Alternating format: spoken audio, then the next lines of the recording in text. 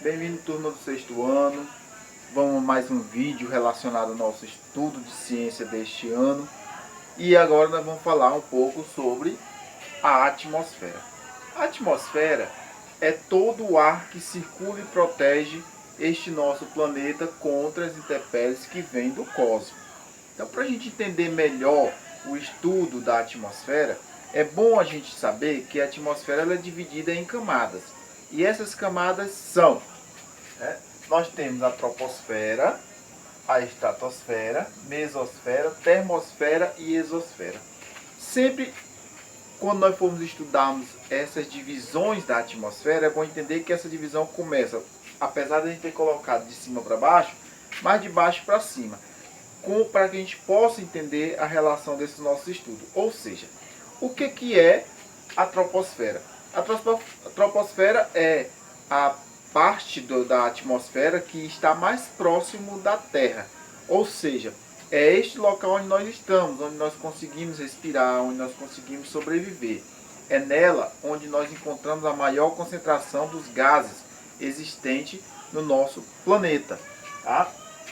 Também é na troposfera onde ocorrem as chuvas, as nuvens, certo? Os ventos, tá? As nevadas, os furacões, trovoadas, relâmpagos, todos os fenômenos naturais que nós conhecemos mais comuns, todos eles ocorrem dentro da troposfera. Tá? Então, é esta camada mais próxima de nós, onde nós estamos. Acima da troposfera, nós temos a estratosfera, que é uma camada muito conhecida por nós, porque é nela onde está localizada a camada de ozônio. O que é a camada de ozônio? É uma camada onde nós temos várias moléculas de oxigênio, onde ela faz a proteção contra alguns raios solares nocivos para a vida no planeta. Tá? É ela que nos protege, né, de câncer de pele, por exemplo, tá? Protegendo o planeta Terra, como os seres vivos que aqui nela vivem, tá? de raios solares que podem causar danos à nossa pele, trazendo em consequências piores aí, câncer de pele no último caso. É bom entender também, tá? A questão sobre camada de ozônio, tá? Que ao longo do tempo, devido às poluições que o homem causa no planeta, a camada de ozônio tem diminuído a sua proteção. Não é que ela tenha acabado, né? Ou diminuída a intensidade da camada. A proteção tem ficado menor devido ao buraco da camada de ozônio, mas aí é um assunto que eu deixo para vocês fazerem uma pesquisa mais a fundo e ler melhor os livros didáticos de vocês. Acima desta camada, da estratosfera, nós temos a mesosfera.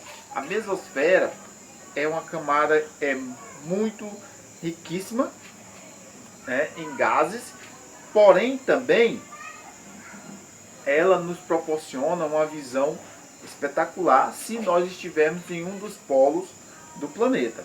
Tá? É nela onde nós encontramos, né, e vimos a aurora austral e a aurora boreal. É claro que aqui no nosso país, Brasil, nós não conseguimos ver isso devido à nossa localização, mas para quem mora, mais próximo possível dos polos, tanto norte como polo sul, consegue ver essas auroras, tá? Um espetáculo de cores que ocorre no céu. É isso? Você já deve ter visto isso em desenho animado, né? Ou em algum outro filme ou algum documentário pela TV. A aurora austral ela ocorre quando nós estivermos falando em relação ao polo sul. E se eu estiver me referindo ao polo norte, então eu falo de aurora boreal. Provavelmente você nunca ouviu falar em aurora austral, né? Só aurora boreal. Mas existem essas duas designações para se falar das auroras, né? Se eu estiver falando em termos de polo sul, então eu estou falando de aurora austral. Se eu estiver falando de polo norte, tá? Então eu falo de aurora boreal. Onde ocorre isso?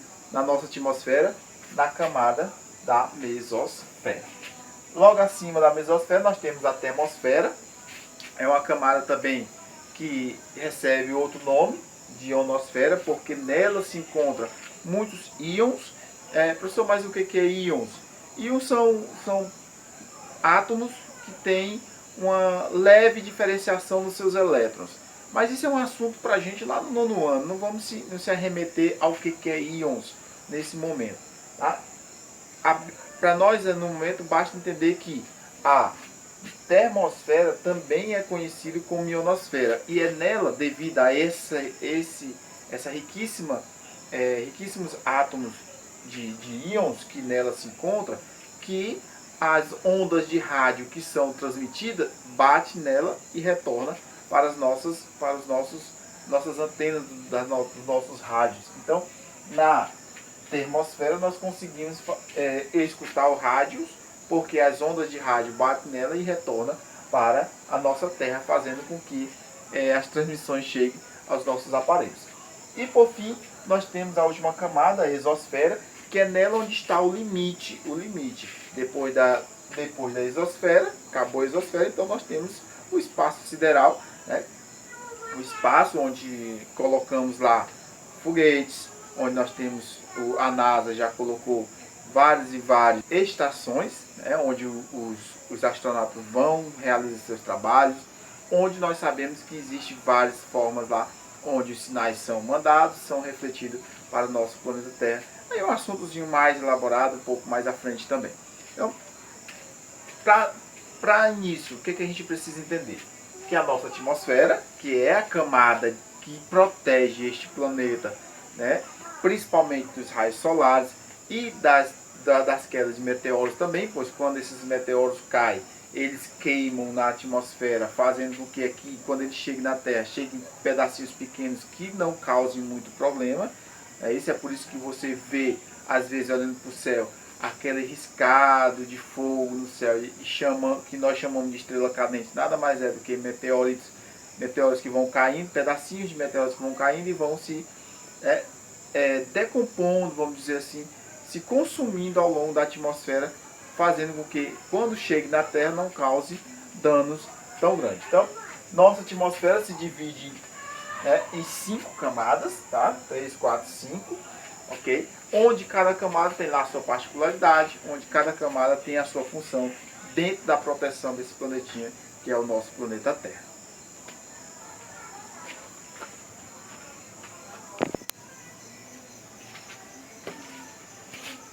Falemos agora, de uma forma mais ampla, da nossa troposfera. A troposfera, conforme eu já falei, né, é a parte mais próxima das camadas da atmosfera, mais próxima do nosso planeta. Então a gente vai intensificar o nosso estudo em cima dela.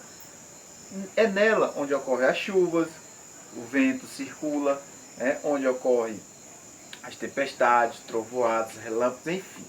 A maioria dos fenômenos naturais que ocorrem, né, no planeta mais próximo, é aqui na troposfera. Então, a troposfera, onde está o ar que nós respiramos. E o que é o ar? O ar é a mistura de gases. Tá? Conforme vocês vão ver na imagem, a proporção dos gases que existe na nossa atmosfera. Mas, como assim, professor? Mistura de gases. Para a gente entender melhor essa questão de mistura de gases, vamos relembrar um pouquinho alguns conceitos, né? Nós temos dentro do nosso planeta, da nossa atmosfera de forma geral, e no planeta de forma geral, né, que tudo é formado por matéria. A matéria, ela é formada por átomos de diferentes elementos químicos. Cada elemento químico recebe lá um nome diferente, pois eles têm características diferentes. Tá? Então, para a gente poder entender melhor, vamos para uma explicação breve.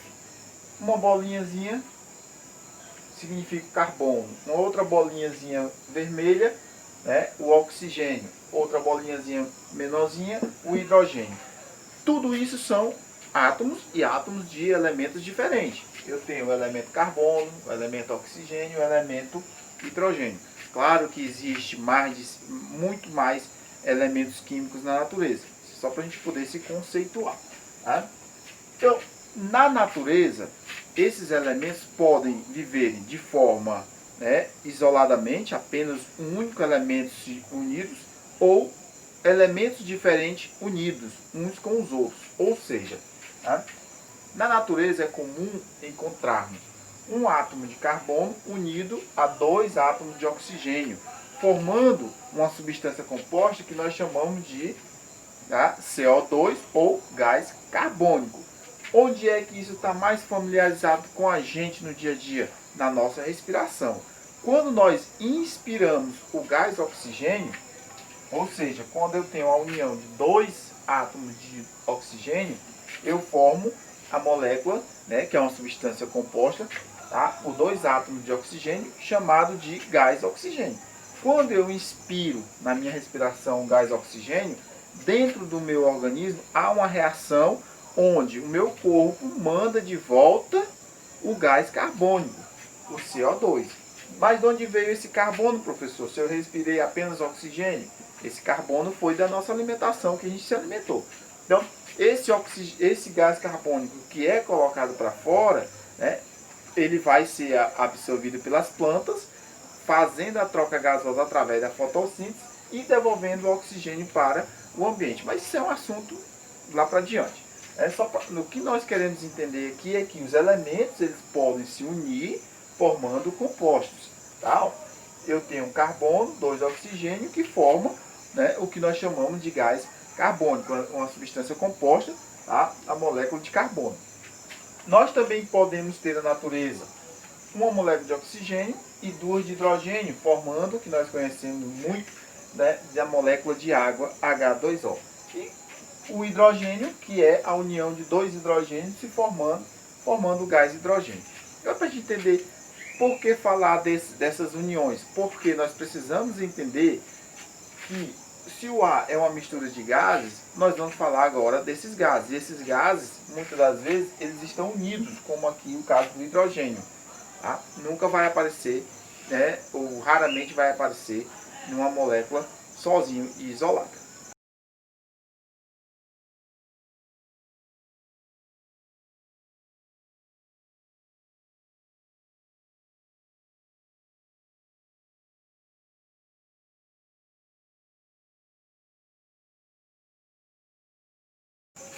O ar que nós respiramos, o ar da nossa atmosfera, ele é composto na sua totalidade de 78% de nitrogênio, N2, 21% de oxigênio, tá? E os 1% que sobrou são os outros gases, como hidrogênio, carbono, gases nobres, enfim, vários outros gases que nós possamos encontrar dentro no meio da atmosfera. Tá? Então, isso quer dizer o quê, professor? 78%, 21%. Quer dizer que a cada 100 partes que eu pego, vamos dizer que eu tenho 100 pontinhos de ar. Desses 100 pontinhos, 78 é nitrogênio.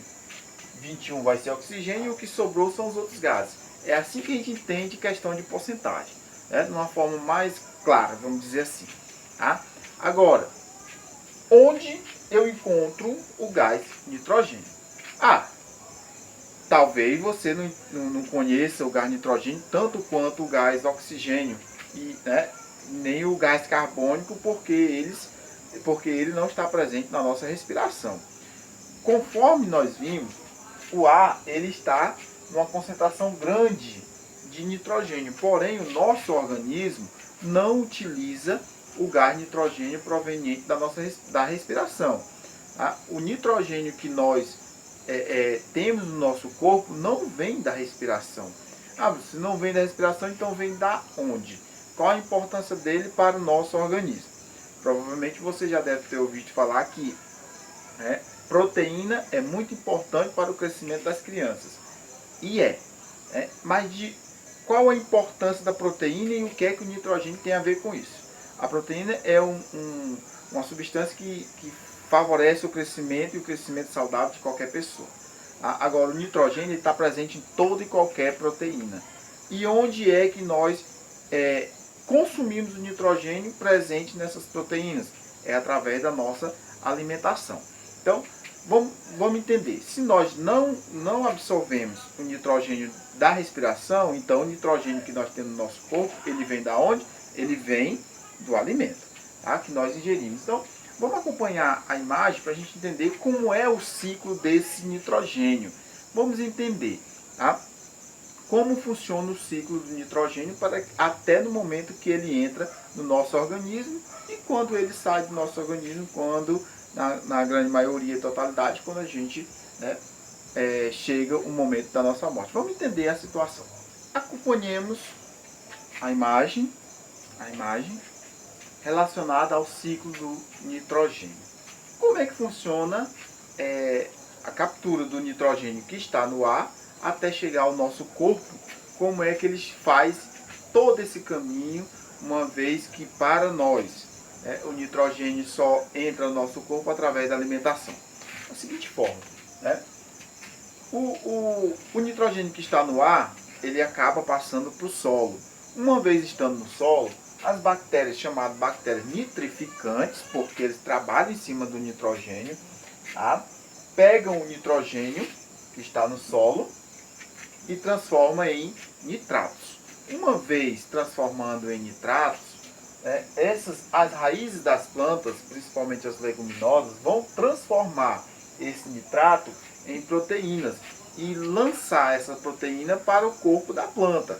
As folhas, os galhos, os frutos, as raízes, por exemplo, como no caso das batatas, tá? Dos inhames, enfim, né? Da cenoura, da beterraba. E aí os animais herbívoros vêm, se alimentam desta planta rica em nitrogênio por vez, agora virado em proteínas, é isso. Aí vem o animal carnívoro, se alimenta do animal herbívoro, e aqui a gente pode colocar o ser humano como carnívoro e o herbívoro como o gado. E aí você está vendo que nós estamos dentro da cadeia alimentar, é isso. E assim o nitrogênio que estava no ar acaba chegando ao ser humano através da alimentação. Uma vez que o animal carnívoro ele cumpre o seu ciclo de vida e morre, então quando as bactérias fazem a decomposição junto com os fungos do seu corpo, o nitrogênio acaba sendo devolvido tanto para o ar, como para o solo de vez. Tá? Então o ciclo volta novamente. É por isso que se chama de ciclo, porque é um ciclo que não para e não tem fim. Então é só analisar o desenho com calma e você vai ver como funciona direitinho o ciclo do nitrogênio. Prosseguindo com o estudo dos gases na atmosfera, vamos falar agora de vez unir dois gases ao mesmo tempo, o gás oxigênio e o gás carbônico. Tá? Por que unir os dois? Porque os dois praticamente estão no mesmo processo. Tá? Falando de oxigênio, já falamos, já comentamos neste vídeo a importância do oxigênio na nossa respiração. Quando respiramos, quando nós mandamos para dentro do organismo o gás oxigênio, lá dentro das nossas células, o que ocorre? O açúcar, proveniente da nossa alimentação, mais os carboidratos, também provenientes da nossa alimentação, se unem com o oxigênio que respiramos, que fez todo o pulmão, fez a captação, mandou para o sangue entregou para todas as células do corpo. Quando eles se unem dentro das células, eles produzem energia. Essa energia faz com que nós nos movimentamos, que a gente corra durante o dia, que a gente fale, que a gente ande. Até mesmo para a gente poder respirar, precisamos de energia. Então, essa energia, ela vem do processo, que é a união do açúcar, do carboidrato e do oxigênio dentro das células. Tudo isso faz com que o nosso corpo se mantenha. Só que, da mesma forma que um carro funciona, e para ele funcionar ele precisa queimar a gasolina, e o subproduto da queima da gasolina é a fumaça, então nós também, assim como nós queimamos esse combustível para produzir energia, nós também liberamos um subproduto. Esse subproduto é o gás carbônico que sai da nossa respiração. O gás carbônico que sai da nossa respiração, por sua vez, ele é captado pelas plantas e todos os outros seres fotossintetizantes, ou seja, que realizam fotossíntese, onde eles vão utilizar a luz solar, né? Um exemplo aqui da planta, utiliza a luz solar, tá? Pega o CO2, o gás carbônico que está no ambiente, né? Usa esse gás carbônico. Para ele usar esse gás carbônico, ele precisa de água, por isso que as plantinhas também só sobrevivem se forem com água, né? Todo ser vivo precisa de água. Então, CO2 mais H2O, água, une, a planta usa esses dois elementos, tá? Para produzir o que? Glicose, que é um tipo de açúcar, mais oxigênio. Ou seja, né? Nós respiramos o oxigênio e liberamos CO2. A planta, por sua vez, ela pega o CO2, né, faz a fotossíntese e libera, e vai liberar como subproduto da fotossíntese o gás oxigênio que nós vamos pegar novamente para fazer nossa respiração. Então é um ciclo que sempre prossegue, é um ciclo que sempre continua. Então, o que nós precisamos entender? Que no ciclo do oxigênio, é isso, nós utilizamos ele para a produção de energia e como subproduto dessa queima desse produto de energia, nós liberamos CO2. O CO2, por sua vez, ele é captado pelas plantas, que une com água, fazendo com que a planta produza glicose e libere oxigênio para o ambiente. Então é um ciclo perfeito. Entendeu qual a importância aqui das plantas para nós seres vivos? Cuidar bem dos seres fotossintetizantes significa manter a vida sustentável dentro desse planeta, né? Falamos algumas aulas atrás sobre a questão do desmatamento, quando a gente estava falando do solo, sobre a questão do desmatamento na Amazônia, principalmente nesse último ano. Tá? Então, olha a importância que nós temos das plantas. Dependemos delas praticamente para a nossa sobrevivência, pois se ela cuida da transformação do CO2 em oxigênio, então nós temos que recorrer a quem? A elas.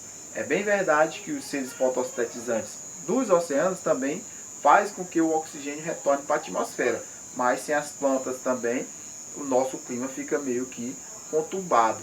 Assuntos que nós ainda vamos discutir um pouco mais à frente.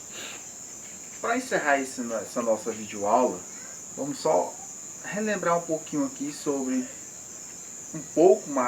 falar um pouco mais sobre a questão de fotossíntese, mas antes é importante falar também sobre um fenômeno muito devastador para nós, para o nosso planeta, e afeta de forma geral todas as vidas do planeta. E aí eu estou falando de um fenômeno chamado de efeito estufa. O que é o efeito estufa? Como ele ocorre? Efeito estufa ocorre com alta concentração do gás chamado de gás carbônico, CO2. Como isso funciona?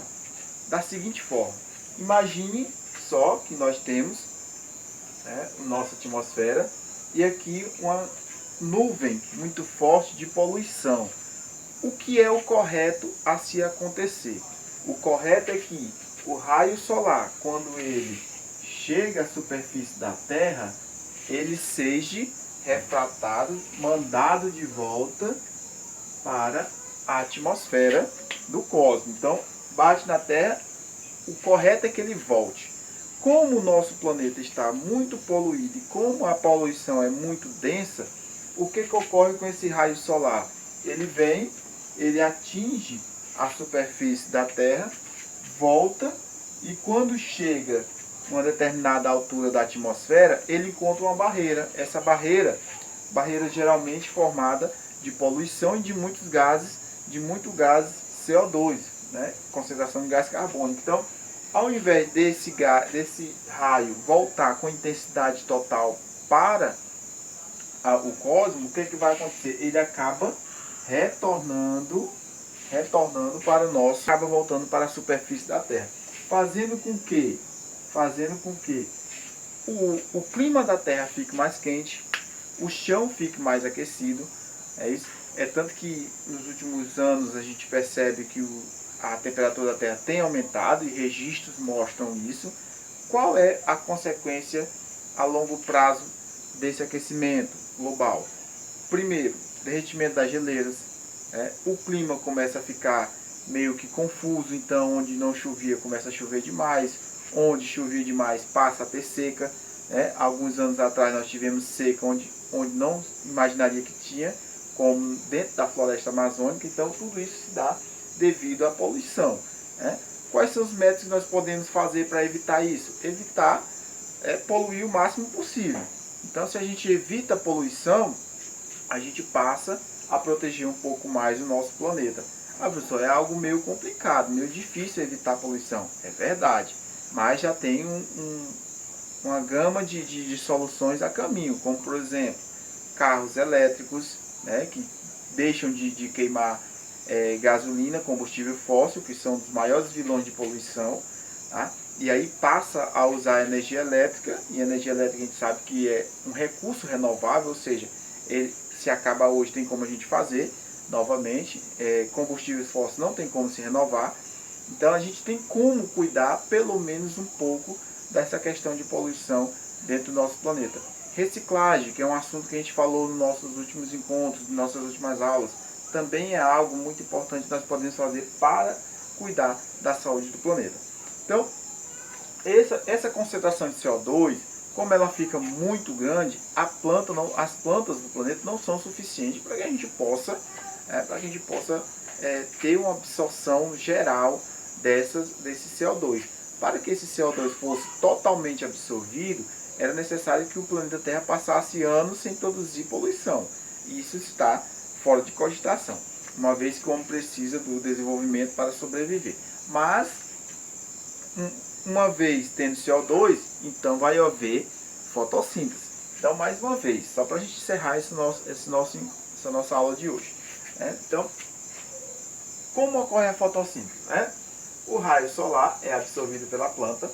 A planta, ao mesmo tempo que ela pega o raio solar, ela une esse raio solar, pega o CO2 que está na atmosfera, junta esse CO2 com água e sais minerais do solo, que é absorvido por essa raiz, e forma em glicose, que é um tipo de açúcar, que vai ser absorvido pela planta, colocado aí dentro das raízes, dos frutos, da mesma forma como acontecia lá no ciclo do nitrogênio. E qual é o inverso disso? Quando ela absorve tudo isso, faz a glicose e libera oxigênio. Esse oxigênio vai ser adquirido por todo ser vivo para a sua respiração. Então os seres vivos dependem do oxigênio para a respiração, assim como da água, para sobreviver. Então fica aqui esse nosso pleito, esse nosso princípio de conteúdo sobre a atmosfera e sobre o ar e as misturas dos gases. Então, no próximo vídeo aula a gente continua falando um pouco mais sobre esse conteúdo. A gente se vê na nossa próxima aula.